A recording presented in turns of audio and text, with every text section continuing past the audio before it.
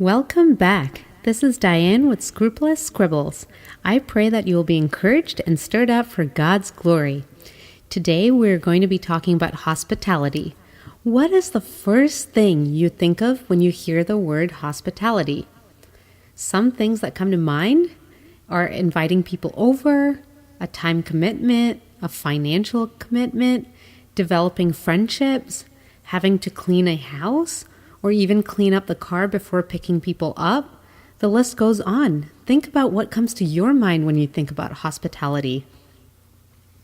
There are 3 common misconceptions when it comes to hospitality, and we will talk about them today. Number 1, we tend to assume that people wouldn't want to come because they're too busy or they have better things to do. This is oftentimes not the case. People actually enjoy and like being invited to your home. They want to feel cared for. They want to feel like you want to get to know them. Number 2, we tend to assume that if we want to invite people over to our homes, we have to be perfect. Our houses have to be perfect. We think that we have to have such a gorgeous, clean, perfect home. Majority of the people that you invite to your homes, they're not judging you based on that sock in the corner or that dust particle that's somewhere lingering or the lack of great decor.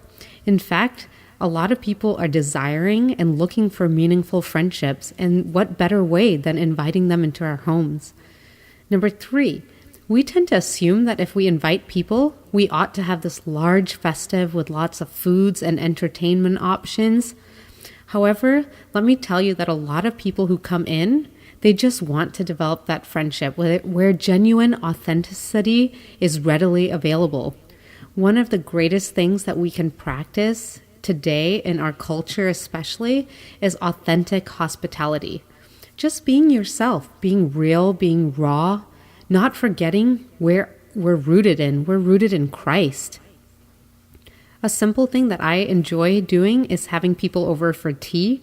It's super simple and it gets us talking about life and talking about where we're at and what prayer requests we have.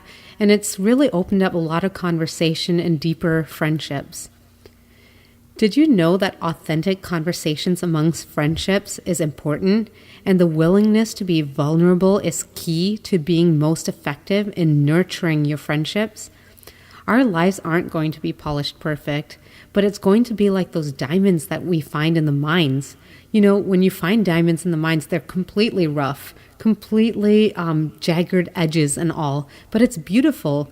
You know, those diamonds don't come like the ones that we see in engagements. You know, there's a lot of work that happens before it becomes, you know, this beautiful diamond.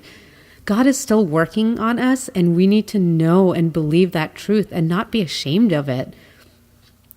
One key thought that I'd like you to take away from today is that God is using you. Don't be ashamed to let God use you, and God is using you in other people's lives. So don't doubt your vulnerabilities. Don't doubt what God's doing, and be raw and real because it's so important.